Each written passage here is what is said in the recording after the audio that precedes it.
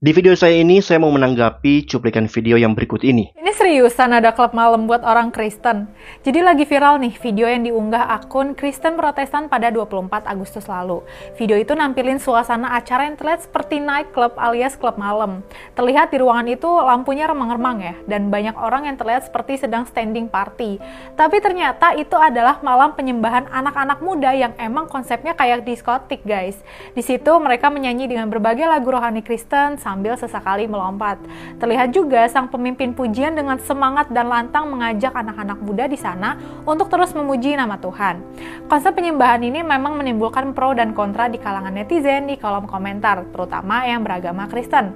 Ada yang mendukung, tapi nggak sedikit juga sih yang menganggap ibadah kayak gitu nggak ada nilai kudusnya di mata Tuhan. Konsep acara penyembahan seperti itu mungkin terlihat berbeda ya, dan bisa aja emang ditujuin buat anak muda. Memang selama ini konsep pujian penyembahan itu khusyuk, walaupun ada juga yang bersemangat, tapi untuk suasana tetap seperti gereja pada umumnya. Selagi memang tujuannya untuk menyembah Tuhan, ya silahkan aja. Yang penting tetap jaga kekudusan, dan pastinya nggak ada tuh barang-barang nggak kudus seperti minuman beralkohol, rokok, apalagi narkoba. Kalau menurut kalian gimana? Setuju atau nggak dengan acara penyembahan seperti ini? Komen di bawah ya. Nah, itulah videonya. Saudara-saudara, di video tadi, yang saya kira sangat perlu saya tanggapi agar ada penyeimbang narasi untuk kita bisa punya bahan pemikiran lebih lanjut. Bagian yang perlu saya tanggapi itu adalah bagian di mana Saudari Cindy berkata bahwa konsep penyembahan seperti itu silakan saja. Yang penting tujuannya untuk menyembah Tuhan. Dan yang penting tetap jaga kekudusan. Dan pastinya nggak ada barang-barang yang nggak kudus seperti miras, rokok, narkoba, dan sebagainya. Selagi memang tujuannya untuk menyembah Tuhan, ya silahkan aja. Yang penting tetap jaga kekudusan, dan pastinya nggak ada tuh barang-barang nggak kudus seperti minuman beralkohol, rokok, apalagi narkoba. Kalau menurut saya tahu ini bukan pendapat orang mengenai ibadah tersebut yang Saudari Cindy coba sampaikan.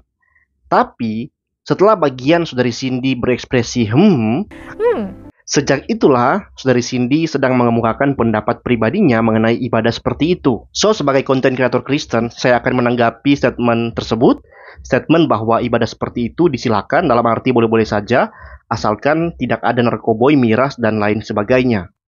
Saudara-saudara, pernyataan seperti ini mungkin sering kita dengarkan ya kan? Gak apa-apa ibadah seperti konser atau nightclub, yang penting gak narkoboy, gak miras, dan ada juga yang bilang yang penting kasih, hidup dalam kasih. Sekilas terdengar benar.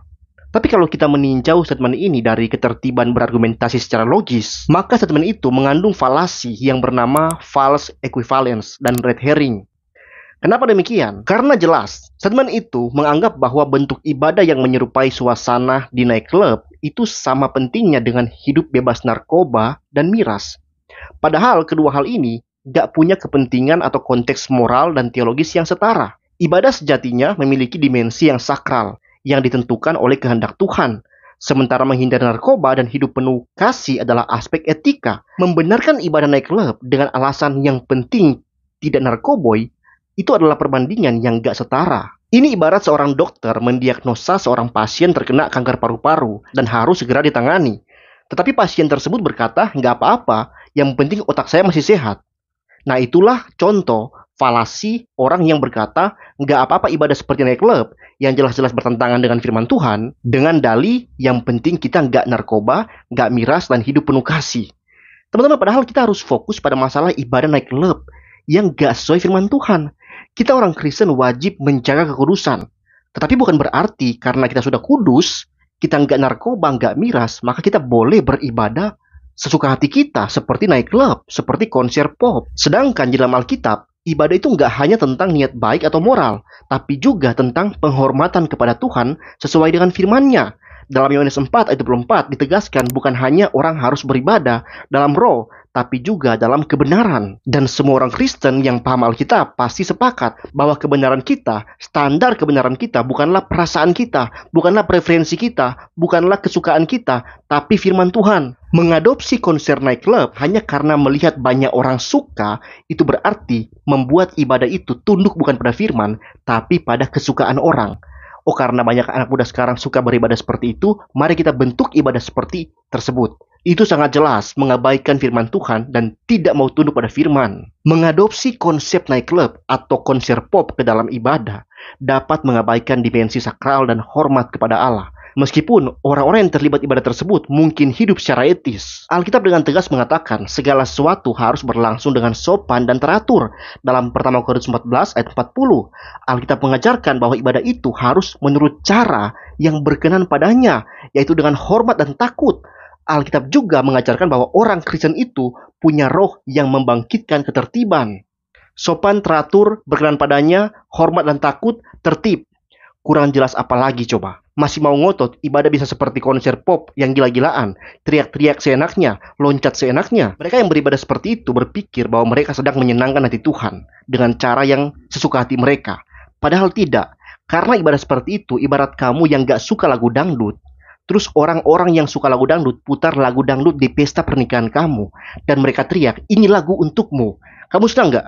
Kamu pasti dongkol kan sama teman-temanmu itu? Kalau kita adalah orang Kristen yang adalah hamba Tuhan, harusnya kita melayani kemauan Tuhan kita, bukan Tuhan kita tunduk pada kemauan kita. Jangan karena kamu suka dengan ibadah yang seperti itu, maka Tuhan akan nurut sama kamu. Nggak begitu konsepnya Pak di Alkitab. Kamu yang harus cari tahu bagaimana kehendak Tuhan, apa selera Tuhan, apa keinginan Tuhan yang mungkin nggak sesuai dengan preferensi kamu anak muda, tapi kamu harus tetap melayani dia, menuruti keinginannya, beribadah sesuai dengan kehendaknya. Sopan, tertib, teratur, penuh hormat dan takut. Tuhan sudah tetapkan cara beribadah yang benar, yang tidak serupa dengan dunia ini. Ya Tuhan bilang, berubahlah oleh pemurahan budimu, jangan jadi serupa dengan dunia ini.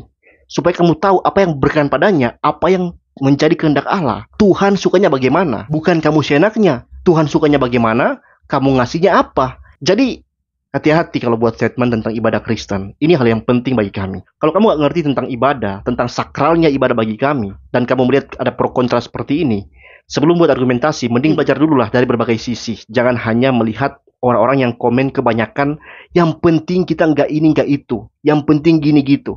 Jangan hanya karena banyak komentar seperti itu, maka langsung cap begini yang benar. Belajar dulu lah, ya. Belajar dulu lah, baru buat statement. Oke? Tuhan memberkati.